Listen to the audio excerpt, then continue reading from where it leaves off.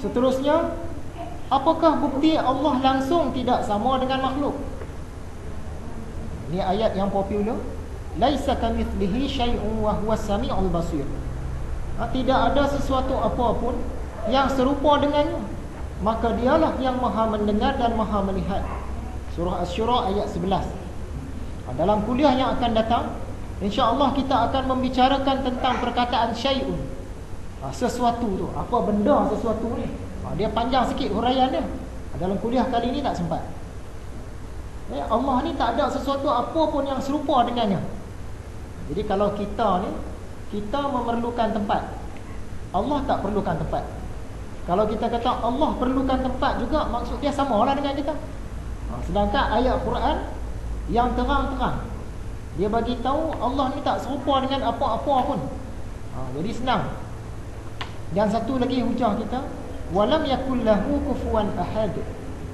Surah Al-Ikhlas ayat 4. Tidak ada suatu apa pun yang sebanding dengannya, yang setara dengannya, yang semacam dengannya.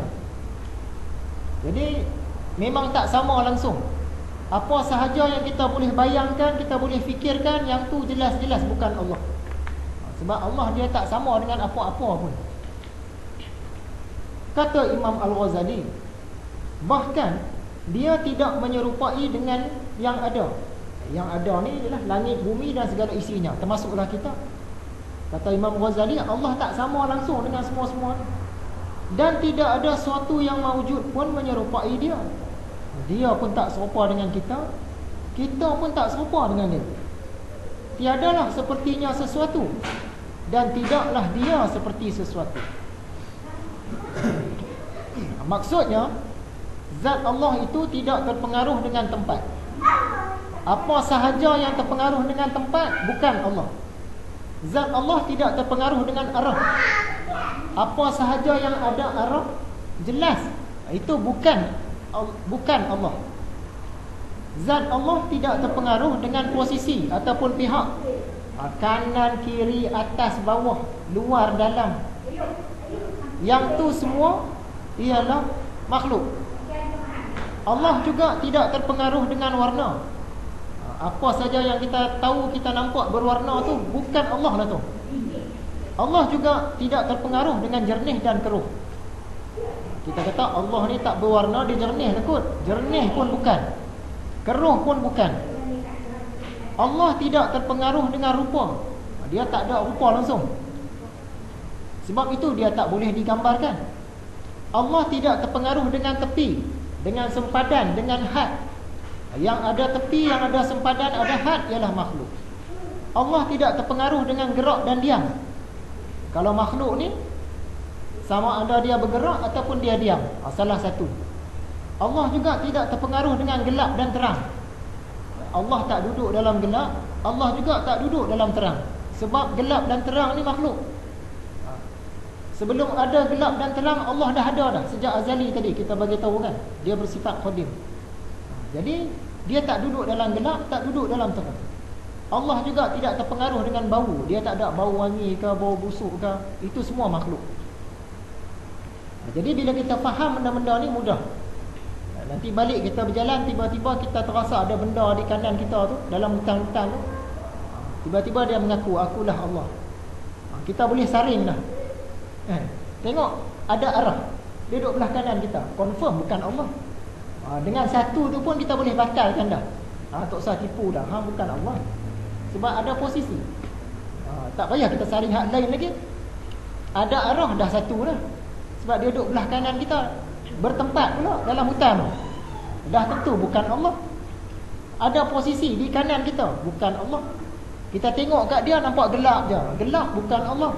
Sebab Allah tak terpengaruh dengan gelap dan cerah.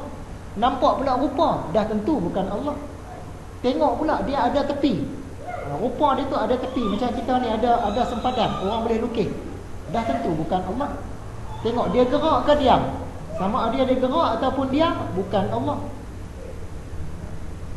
Jadi senang kita nak saring. Sama ada dia mengaku dia Allah ataupun kita terperasan, weh hebat sangat makhluk ni, apa ni, Allah ke ni? Dia tak akan jadi macam tu. Sebab kita dah boleh saring siap-siap dah. Bila kita nampak dengan mata je, maksud dia bukan Allah tu. Sebab Allah dia tak boleh dicapai oleh biji mata. Kita nampak tu bukan tu. Kita boleh saring insya-Allah. Begitu juga kalau langit, katakanlah malam ni kita tidur-tidur di rumah kita terlentang, tiba-tiba kita bermimpi. Kita punya atap rumah semua terbuka, nampak langit. Nun di langit tu nampak sangat besar, sangat cantik. Allah ke bukan?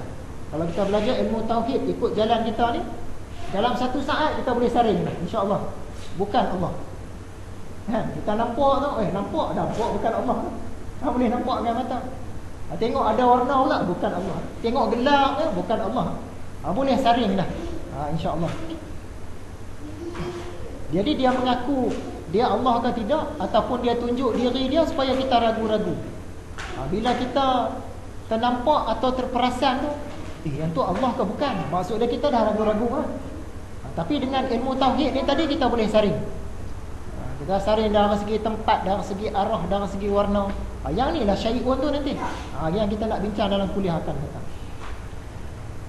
Jadi kita boleh buat perbandingan lah dengan sembahan-sembahan yang lain. Berhala. Baik tangan 4 ke tangan 1000 ke rupa gajah macam mana pun, Tuhan ke makhluk? Kita tengok ada warna, dah confirm makhluk, bukan Tuhan. Dah selesai dah. Jin, syaitan, dia datang dalam mimpi kita warna-warni. Semalam aku mimpi jumpa Allah. Ya, macam mana rupa dia? Sangat cantik warna dia, kalah warna pelangi. Bukan Allah itu. Sebab ada warna. Macam mana Allah ada warna pula? Ataupun dia kata, tak tahu rupa macam mana, tapi jauh nampak. Bila jauh tu confirm bukan Allah. Sebab Allah dia tak ada jarak. Dia tak ada tempat, tak ada arah. Dia nampak kat mana? Tak tahulah, tapi rasa nampak kat belah-belah sana. Ada belah sana tu ada arah, bukan Allah. Kita boleh saring dah. Sebahagian orang kata lembu itu Tuhan. Kita saring dengan ilmu kita. Lembu ada warna, ada rupa, ada bentuk, semua dah tentulah bukan Tuhan. Ada pula orang menyembah matahari. Kita boleh saring dah. Matahari itu bergerak, bukan Tuhan. Matahari ada warna, bukan Tuhan. Matahari ada bentuk, bukan Tuhan. Boleh saring. Ada pula sebahagian orang di dunia ini, dia menyembah alam semesta. Dia menyembah semua sekali. Adakah Allah? Bukan juga. Sebab alam semesta ni ada rupa, ada sempadan, ada warna, ada jernih keruh dia. Jadi selamat insya-Allah.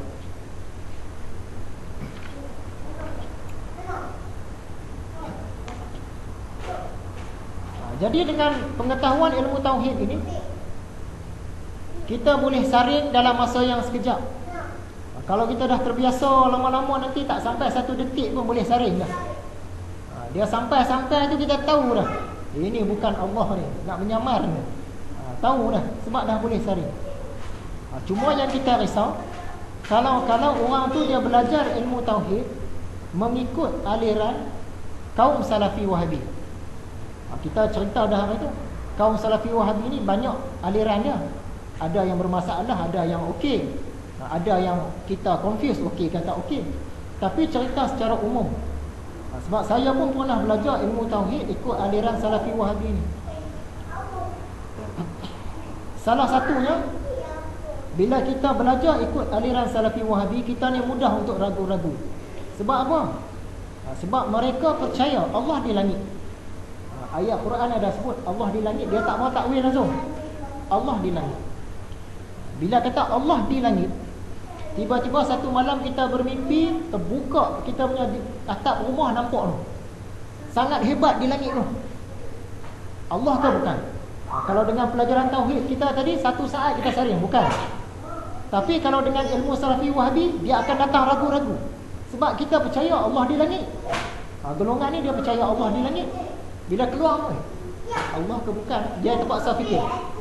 Bila terpaksa fikir tu maksudnya, selama hari ini kita bertauhid dalam keadaan ragu-ragu. Yang ni bahaya. Dia dalam tauhid ni dia tak boleh ragu-ragu. Dia kena jelas. Jadi dengan jalan yang kita lalui ni, kita boleh saring dah. Nampak gelap tu bukan Allah tu. Allah dia tak terpengaruh dengan gelap. Tapi kalau kaum Salafi Wahabi, dia akan ambil masa nak fikir, Allah ke bukan? Sebab dia percaya Allah di langit. Satu lagi, Kaum ini umumnya dia percaya Allah ada tangan, ada anggota, ada jisim. Tiba-tiba satu hari datanglah satu makhluk, dia kata akulah Allah, dia tunjuk tangan. Kita kemungkinan akan ragu-ragu sebab kita duk belajar Allah ada tangan, Allah ada jisim. Kita ragu-ragu, kita terpaksa fikir berapa lama baru tahu ni Allah ke bukan. Tapi kalau dengan aliran yang kita belajar ni, kita satu saat kita saring kan, nampak ada tangan tu confirm lah bukan dia. Tapi kalau kita belajar ikut fahaman Salafi Wahabi, dia khawatiri, takut-takut kita yang orang awam ni kita tersalah. Dia ulama mungkin dia tak salah, kita lah. Kita duk belajar Allah di langit, Allah ada tangan. Dia datang rupa macam tu, kita akan ragu-ragu.